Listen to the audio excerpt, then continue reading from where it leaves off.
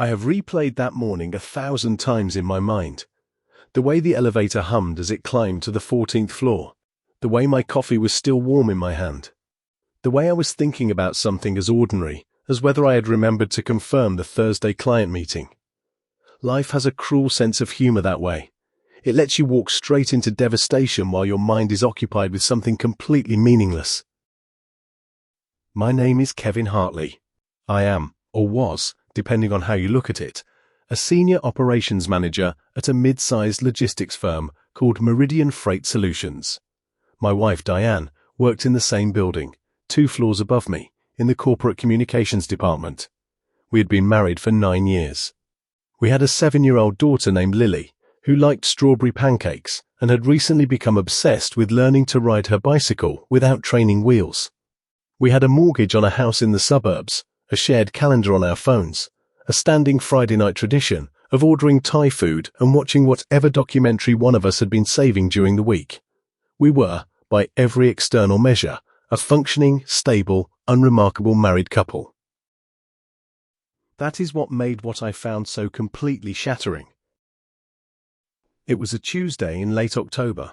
I had come in earlier than usual, because I needed to print and review a set of freight audit reports before an 8:30 meeting. Our office printer had been giving me trouble, and I knew the communal printer on the 14th floor was newer and faster. I had my key card because senior staff had building-wide access. I stepped off the elevator, walked down the corridor, and pushed open the glass door to the open plan office. The lights were on low. That should have registered as strange. The cleaning crew always left lights on a timer, and they came through at 5 in the morning. At 6:47, the space should have been dim and empty. It was not empty.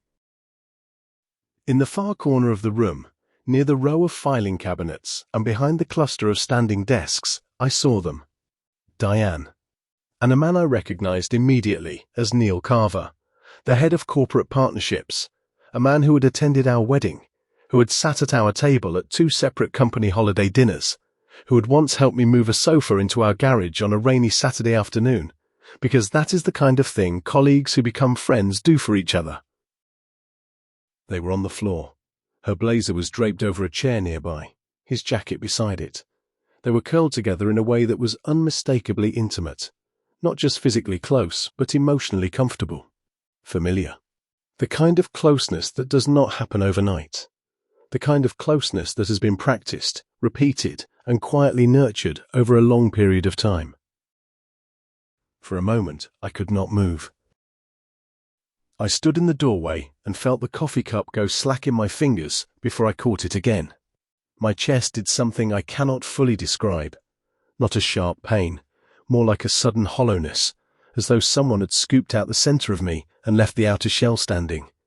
I watched them for perhaps 10 seconds, though it felt like 10 minutes. Neither of them had heard me come in. Then something shifted inside me. The shock did not disappear, but it moved aside, and in the space it left behind, something cold and deliberate settled in. I stepped back quietly into the hallway. I reached for the door handle, and instead of leaving, I pulled it shut from the outside.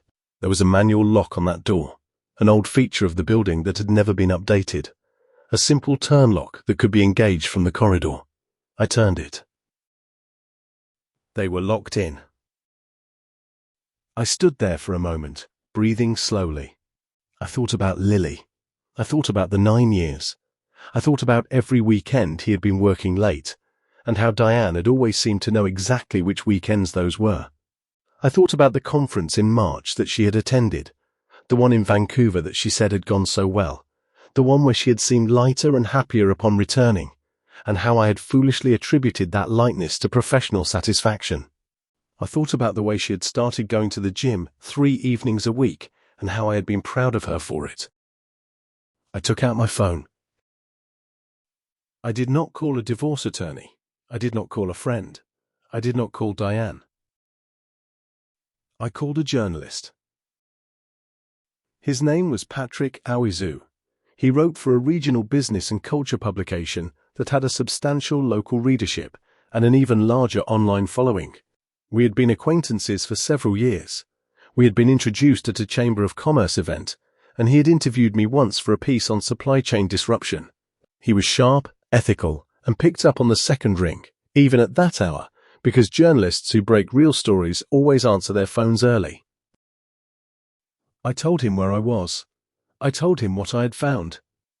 I told him that the head of corporate partnerships at Meridian Freight Solutions, a man who was, as I spoke, locked inside the 14th floor office with my wife, had been conducting an affair that had, to my knowledge, been carried out in part on company premises and potentially on company time.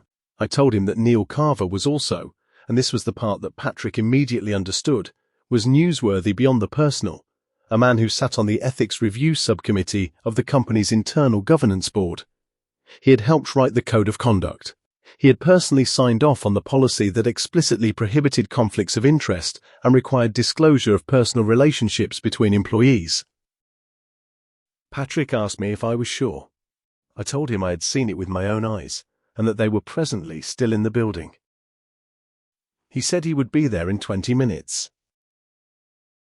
I spent those 20 minutes doing something I am not entirely proud of, but which I do not regret.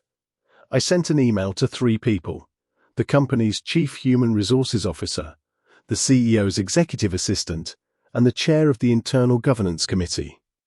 The email was professional and brief. It stated that I had discovered a situation that required immediate attention related to a potential violation of workplace conduct policy, and that I would be available to provide documentation and testimony. I included the date, the time, the location, and the names. Then I sat down on a bench near the elevator bank and waited. At some point during those 20 minutes, I heard Diane's voice from behind the glass door. First confused, then alarmed. Then Neil's voice, lower, with that practiced calm he always had. I heard them try the door handle. I heard Diane call my name. She must have heard me or seen me on her way to try the lock. I did not answer. I sat on that bench and drank the rest of my now cold coffee. Patrick arrived at 7:14 with a photographer. I had expected him to bring one. I met them at the elevator and walked them to the corridor. I unlocked the door. What followed was not dramatic in the cinematic sense. There were no screaming matches, no thrown objects, no theatrical confrontations. What there was, instead, was something worse: the particular devastation of quiet exposure. Patrick introduced himself professionally and explained that he was there in a journalistic capacity. Neil immediately understood what was happening, and his face went through several colors in rapid succession. Diane looked at me with an expression I had never seen on her before and hoped never to see on anyone again. It was the look of someone watching their own life come apart in real time and knowing, with complete certainty, that they had brought it entirely upon themselves. I said nothing to either of them. I had prepared for this moment by deciding, during those 20 minutes on the bench, that I would say nothing in the heat of it. I had seen enough situations in my professional life deteriorate because someone said the wrong thing at the wrong moment. I was not going to give either of them, or anyone watching, the image of a raving, out-of-control husband. I was going to be steady. I was going to be clear. Patrick did his job. He asked questions. He was fair, actually. Fairer than I might have been in his position. He gave Neil the opportunity to comment. Neil declined and called his attorney from the hallway. He gave Diane the opportunity to comment. She stood very still and said nothing. The story ran the following morning on Patrick's publication's website under a headline that focused on the governance angle, the ethics committee member, and the code of conduct violation. It was not sensationalized. It named names. It included the HR notification email I had sent, which I had provided as documentation. It included a statement from Meridian's communications team, which had been issued in something of a panic late the previous evening, confirming that an internal review had been launched. Within 48 hours, Neil Carver had resigned from his position at the company. The governance committee chair issued a statement acknowledging the conflict of interest. Meridian's board announced a review of the ethics subcommittee membership and its processes.